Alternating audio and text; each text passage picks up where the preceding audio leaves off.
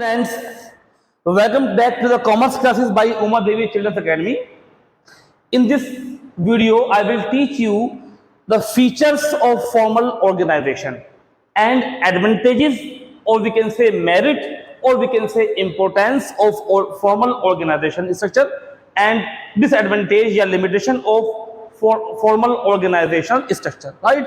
So, before starting this video, feature of formal organization, I wish to tell you the meaning, I wish to revise, I wish to recall the entire meaning, entire concept of formal organization. Right? Formal organization किसी भी company के internal माहौल को कहते हैं, एक ऐसा internal माहौल जिसे मैनेजमेंट क्रिएट करता है जानबूझकर, जिसके अंदर हम ये बात सेट करते हैं कि किस एम्प्लॉय की क्या अथॉरिटी होगी, किस एम्प्लॉय की क्या रेस्पॉन्सिबिलिटी होगी, किस एम्प्लॉय की क्या अकाउंटेबिलिटी होगी, ताकि हम अपने ऑर्गेनाइजेशन गोल को इजीली अचीव कर सके। तो क्या समझे आप लोग?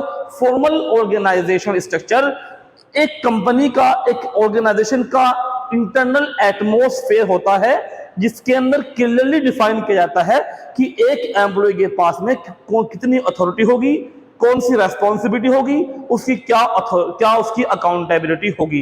राइट? ताकि हम अपने ऑर्गेनाइजेशन गोल्स को इजीली अचीव कर सकें। राइट? आइए देखते हैं अब इस वीडियो में features of formal organisation. The first and most important feature of organisation, formal organisation is deliberately created, जानबूझकर तैयार किया जाता है।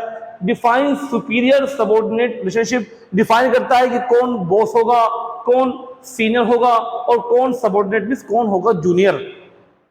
ऑफिशियल लाइन ऑफ कम्युनिकेशन, एक स्केलर चैन फॉलो होगा कम्युनिकेशन के फ्लो के लिए। Emphasis of work, main focus काम पर किया जाएगा। रूल्स एंड प्रोसीजर फॉलो होंगे। राइट? आइए इनको डीपली पढ़ते हैं, और इनको डीपली पढ़ने के लिए हम लोग देखेंगे first feature, that is deliberately created. It is deliberately plan, ये जानबूझकर प्लान किया जाता है, एंड क्रिएटेड, और जानबूझकर बनाया जाता है bye top management, top management के द्वारा। तो इस लाइन के अंदर हमने एक बात सीखी है कि फॉर्मल ऑर्गेनाइजेशनल स्ट्रक्चर को टॉप मैनेजमेंट जानबूझकर क्रिएट करता है to facilitate the smooth functioning of the organisation, ताकि ये बात हम लोग डिफाइन कर सकें कि किस जॉब की क्या अथॉरिटी होगी, किस जॉब की क्या रेस्पॉन्सिबिलिटी होगी, किस एम्प्लॉय की क्या अकाउंटेबिलिटी होगी।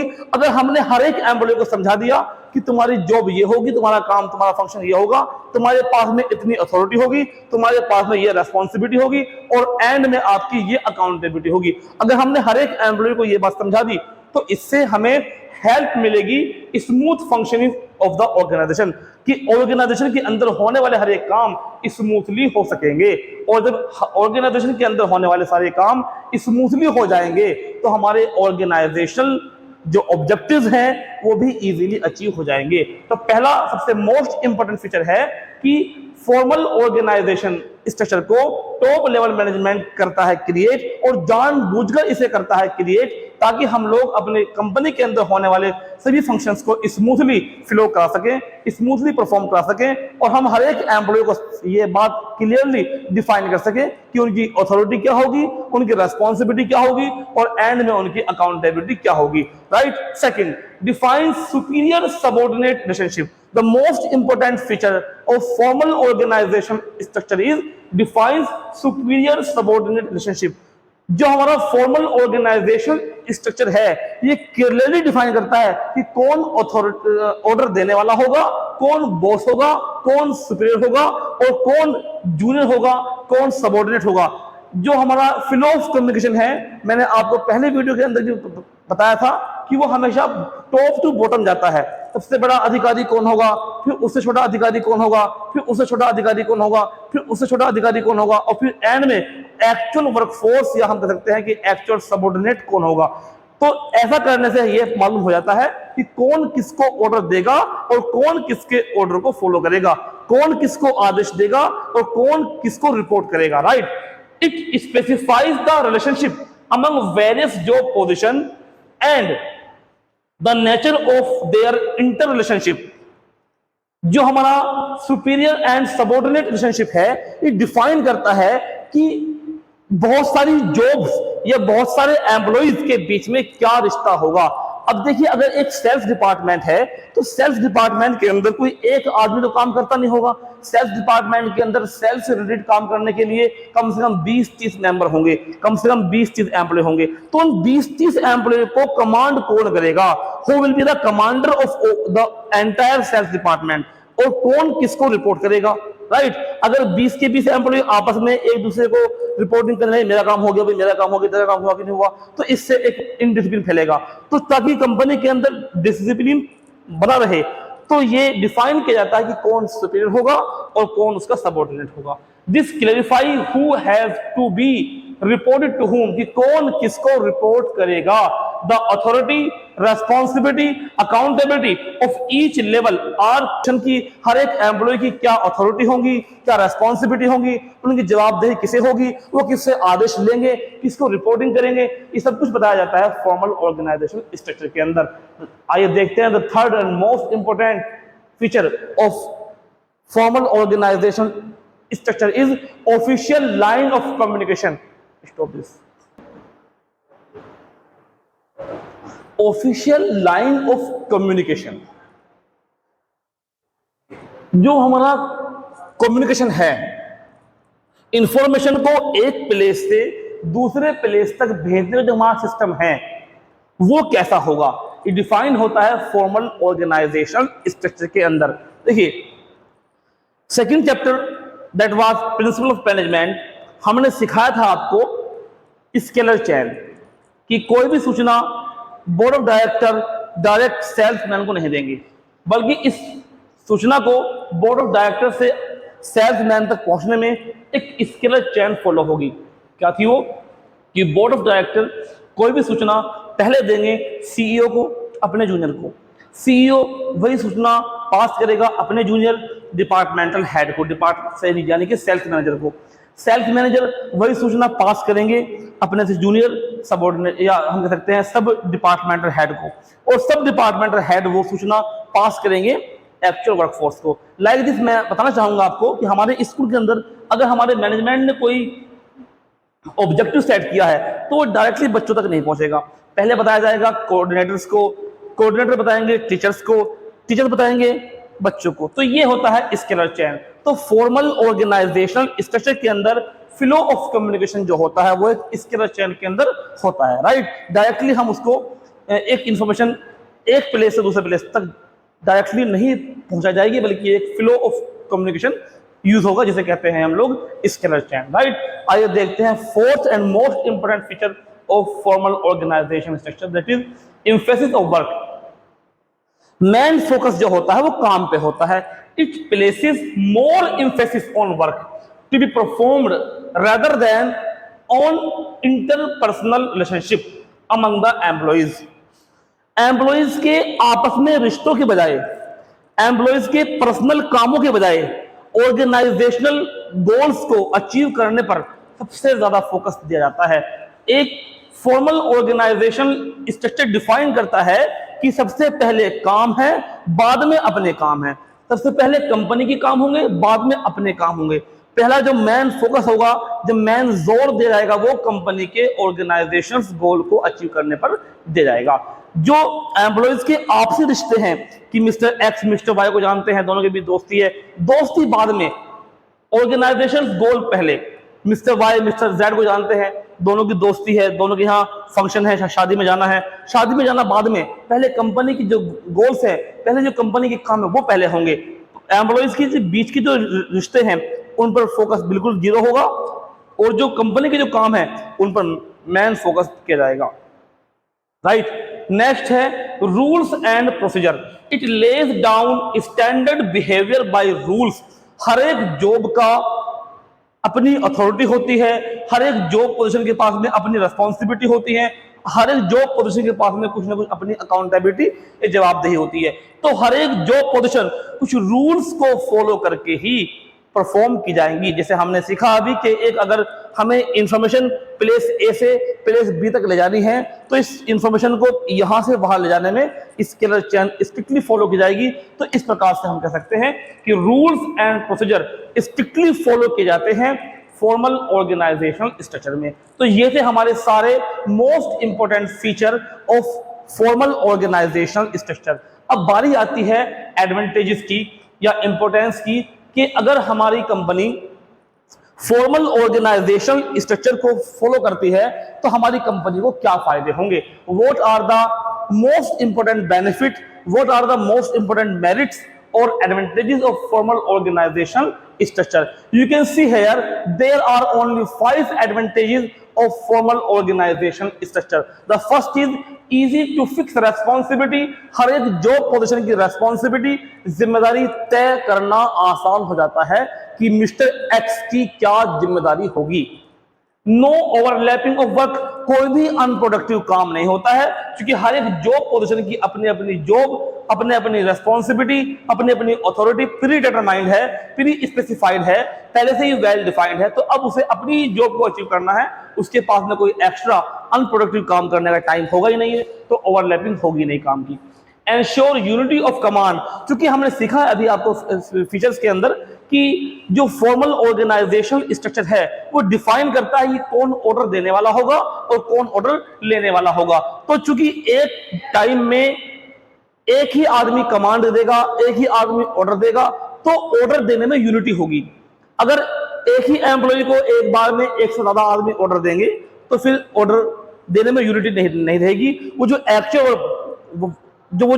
एम्प्लॉय है वो ना मिस्टर ए का काम करेगा ना मिस्टर बी का काम करेगा, वो दोनों को घुमाएगा। इसलिए एक एम्प्लॉय एक वक्त में एक ही आदमी से ऑर्डर लेगा और एक ही आदमी को रिपोर्टिंग करेगा ताकि यूनिटी ऑफ कमांड बनी रहे। राइट, सिस्टमैटिक वर्किंग, सारे जितने भी फंक्शन होंगे वो एक सिस्टमैटिक और साइंटिफिक वे में होंगे जो कि पहले से ही डिफाइन किए जा चुके होंगे फॉर्मल ऑर्गेनाइजेशनल स्ट्रक्चर को क्रिएट करते वक्त। और कोऑर्डिनेशन, सभी के बीच में आपसी तालमेल रहेगा। आइए इनको जरा डीपली देखते हैं। डीपली देखने के लिए हमें यहां पर आना पड़ेगा। First of all, easy to fix responsibility. It is easier to fix responsibility since mutual relationship are clearly defined. हर एक एम्प्लॉय की अपनी क्या रेस्पॉन्सिबिलिटी होगी, वो अपनी रेस्पॉन्सिबिलिटी को परफॉर्म करने के लिए क्या अथॉरिटी यूज करेगा, उस अथॉरिटी को यूज करने के बाद में वो किसे अकाउंटेबल होगा, किसे जवाबदेही देगा। तो फॉर्मल ऑर्गेनाइजेशनल स्ट्रक्चर में बड़ा आसान होता है हर एक एम्प्लॉय की रेस्पॉन्सिबिलिटी, हर एक जॉब पोजीशन की रेस्पॉन्सिबिलिटी फिक्स करना। हम जानते हैं कि mister A, mister B, mister C, mister G, mister D की क्या क्या रेस्पॉन्सिबिलिटीज होंगी और वो अपनी रेस्पॉन्सिबिलिटी को किन किन अथॉरिटी को फॉलो करके पूरी करेगा और फिर लास्ट में वो किसे अकाउंटेबल होगा, किसे रिपोर्ट करेगा, किसे वो जवाब देगा कि मैंने अपनी रेस्पॉन्सिबिलिटी को अचीव कर लिया या नहीं किया है। Right, next, no overlapping of work. It is most important advantage of formal organizational structure, that is, in formal organization structure, work is systematically divided among various department and employees. हम जानते हैं कि फॉर्मल ऑर्गेनाइजेशन स्ट्रक्चर के अंदर हम लोग entire work को हर एक डिपार्टमेंट में, हर एक एम्प्लॉय में क्लियरली डिवाइड करते हैं। भाई मिस्टर एक्स, तुम इस डिपार्टमेंट में रहेंगे और आपका ये काम होगा। मिस्टर जेड, आप इस डिपार्टमेंट में रहेंगे, आपका ये काम होगा।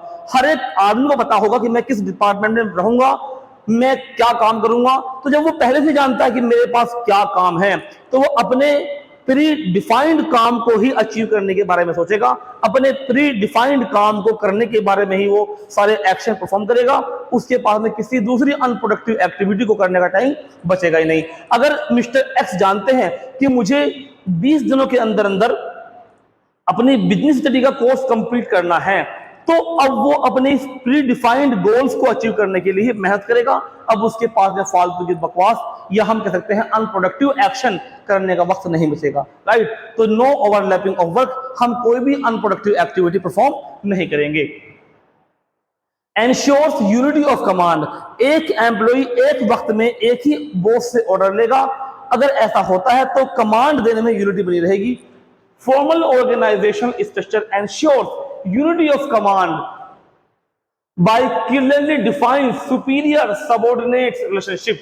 हमने बताया था आपको कि फॉर्मल ऑर्गेनाइजेशन स्ट्रक्चर के अंदर पहले से ही ये बात क्लियरली डिफाइंड रहती है, कौन किसे ऑर्डर देगा, कौन किसे रिपोर्ट करेगा, कौन ऑर्डर देने वाला होगा, कौन उस ऑर्डर को परफॉर्म करने वाला होगा। तो ऑर्डर पास करने में या आदेश देने में यूनिटी बनी रहती है।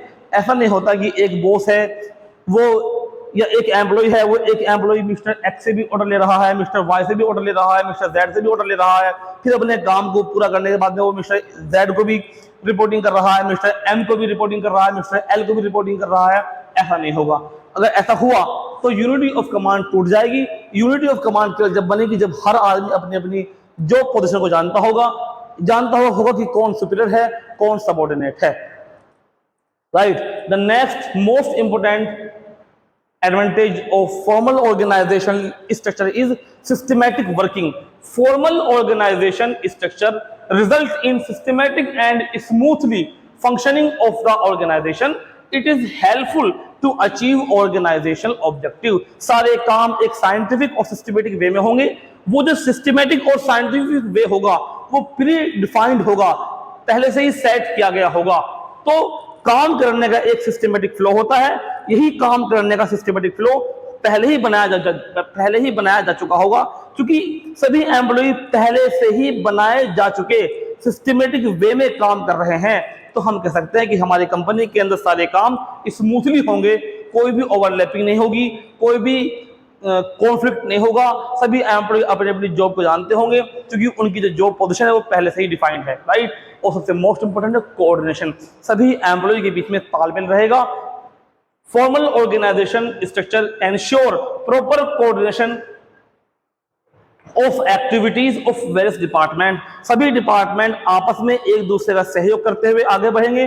सभी डिपार्टमेंट आपस में एक दूसरे डिपार्टमेंट का हेल्प करते हुए आगे बढ़ेंगे, एक बैलेंस बना के चलेंगे। ऐसा नहीं होगा कि प्रोडक्शन डिपार्टमेंट एक महीने में 1,00,000 यूनिट प्रोड्यूस करेगा और सेल्स डिपार्टमेंट एक महीने में 60,000 यूनिट भी सेल आउट नहीं कर पाएगा। प्रोडक्शन डिपार्टमेंट एक महीने में उतनी ही यूनिट प्रोड्यूस करेगा जितनी की सेल्स डिपार्टमेंट बेच पाएगा, ताकि दोनों के बीच में तालमेल बना रहे। अगर प्रोडक्शन डिपार्टमेंट एक महीने में 1,00,000 यूनिट बनाता गया और इधर जो हमारा सेल्स डिपार्टमेंट है वो एक महीने में 1,00,000 यूनिट नहीं बेच पा रहा है, वो एक महीने में केवल 60,000 यूनिट बेच पा रहा है, तो यहाँ पर ओवरऑल नुकसान तो कंपनी का ही है, क्योंकि हर महीने 40,000 यूनिट अनसोल्ड बचेंगी। अब क्योंकि हर साल या हर महीने 40,000 यूनिट अनसोल्ड बचती रहेंगी, तो इससे ओवरऑल नुकसान कंपनी का ही है। तो हर एक कंपनी फॉर्मल ऑर्गेनाइजेशन में आपस में सभी डिपार्टमेंट तालमेल बैठा के काम करते हैं। तालमेल होता है सभी डिपार्टमेंट के बीच में। ये फॉर्मल ऑर्गेनाइजेशन का सबसे मोस्ट एंड इंपॉर्टेंट एडवांटेज था। अब बारी आती है लिमिटेशन ऑफ फॉर्मल ऑर्गेनाइजेशन की। अगर हम बात करें लिमिटेशन ऑफ फॉर्मल ऑर्गेनाइजेशन की, या हम बात करें अगर डिमेरिट्स की, तो वो केवल 3 है। Delay in action. अब डिले इन एक्शन क्यों होता है? क्योंकि सबसे पहले हमने सिखाया था आपको कि फॉर्मल ऑर्गेनाइजेशन में फ्लो ऑफ कम्युनिकेशन जो होता है वो टॉप टू बॉटम होता है। कोई भी सूचना टॉप लेवल से लोअर लेवल तक डायरेक्ट नहीं आएगी, एक स्केलर चैन को फॉलो करते हुए आएगी। तो स्केलर चैन को फॉलो करते हुए कोई भी सूचना प्लेस ए से प्लेस जेड तक पहुंचने में डिले हो सकती है, और अगर डिले होती है तो फिर फंक्शंस भी डिले होंगे और ऑब्जेक्टिव भी लेट ही अचीव होंगे। राइट। तो ये इसका सबसे मोस्ट इंपोर्टेंट लिमिटेशन, ये हम कह सकते हैं डिमेरिट होता है फॉर्मल ऑर्गेनाइजेशनल स्ट्रक्चर का। नेक्स्ट बारी आती है नो स्कोप फॉर क्रिएटिविटी। क्योंकि सभी जॉब पोजीशन पहले से ही डिफाइंड होती हैं, तो कोई भी आदमी अपनी मर्जी से कोई नया काम कर ही नहीं सकता, तो इससे क्रिएटिविटी रिड्यूस होती है और नो स्कोप फॉर क्रिएटिविटी बचता है।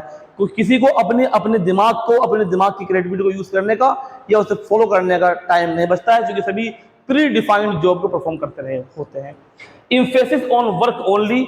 फॉर्मल ऑर्गेनाइजेशन में सिर्फ और सिर्फ कंपनी के वर्क पर, ऑर्गेनाइजेशन के ऑब्जेक्टिव पर फोकस किया जाता है। चाहे एम्प्लॉइज के बीच में कितनी ही नुकसान क्यों ना हो जाएं, चाहे एम्प्लॉइज के बीच में कितनी समस्याएं क्यों ना खड़ी हो जाएं, पहले काम होगा, बाद में पर्सनल रिश्ते निभाए जाएंगे। ये सबसे बड़ी लिमिटेशन होती है, क्योंकि देखो जब तक एम्प्लॉइज के बीच में रिश्ते अच्छे नहीं होंगे, जब तक एम्प्लॉइज के बीच में अच्छी दोस्ती नहीं होगी, तब तक हमारे सभी काम खराब ही होंगे। तो ये सबसे बड़ी कमजोरी होती है फॉर्मल ऑर्गेनाइजेशनल स्ट्रक्चर की। आइए इनको जरा डीपली देखते हैं कि क्या होते हैं ये? पहली चीज, delay in action while following scalar chain and chain of command actions gets delayed in formal structure. As I told you कि कोई भी इंफॉर्मेशन प्लेस ए से प्लेस जेड तक जाने में एक स्केलर चेन फॉलो होगी। कोई भी बड़ा अधिकारी उस सूचना को डायरेक्ट वर्कफोर्स तक नहीं पहुंचाएगा, बल्कि एक स्केलर चेन फॉलो होगी। उस स्केलर चेन को फॉलो करते करते करते करते अक्सर ऐसा होता है कि जो इंफॉर्मेशन एक सेकंड में या हैंड टू हैंड या अभी के अभी एक्चुअल वर्कफोर्स तक पहुंचनी चाहिए थी, वो स्केलर चेन को फॉलो करने के मामले में अक्सर लेट हो जाती है, जिसकी वजह से कंपनी को एक बहुत बड़ा नुकसान उठाना पड़ सकता है। No scope for creativity, rigid policies never allowed deviation, so in formal organization there is no scope for creativity।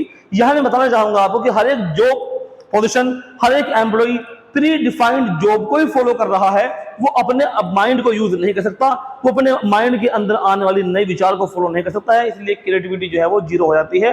Creativity के दिखाने का कोई स्कोप, कोई चांस नहीं बचता है। इम्फेसिस ऑन वर्क, सिर्फ और सिर्फ ध्यान जो दिया जाता है वो कंपनी के काम पर दिया जाता है। एम्प्लॉइज के पर्सनल रिलेशनशिप को बिल्कुल भी फोकस नहीं किया जाता, चाहे कंपनी के अंदर कितना ही छोटा या कितना ही बड़ा काम क्यों ना हो रहा हो, सिर्फ और सिर्फ पहले कंपनी की जो ऑर्गेनाइजेशन गोल हैं उनको ही अचीव करने पर ध्यान दिया जाएगा। एम्प्लॉइज के पर्सनल रिश्तों को बिल्कुल भी ध्यान नहीं दिया जाएगा, बल्कि उनको इग्नोर किया जाएगा। Formal organisational structure gives importance to work only, it ignores human relationship, no consideration is given sentiments और सोशल वैल्यूज और the personal problems of employees. सिर्फ और सिर्फ फोकस जो होगा वो सिर्फ और सिर्फ कंपनी के काम पे होगा। तो इस तरीके से हमने आज अपने फॉर्मल ऑर्गेनाइजेशनल स्ट्रक्चर को डीपली एक्सप्लेन और अंडरस्टैंड कर लिया है। मैं समझ सकता हूं कि आपने ये सारा टॉपिक अच्छे से समझ लिया होगा। नेक्स्ट वीडियो में हम सिखाएंगे what is informal organisation. Thank you and have a nice day.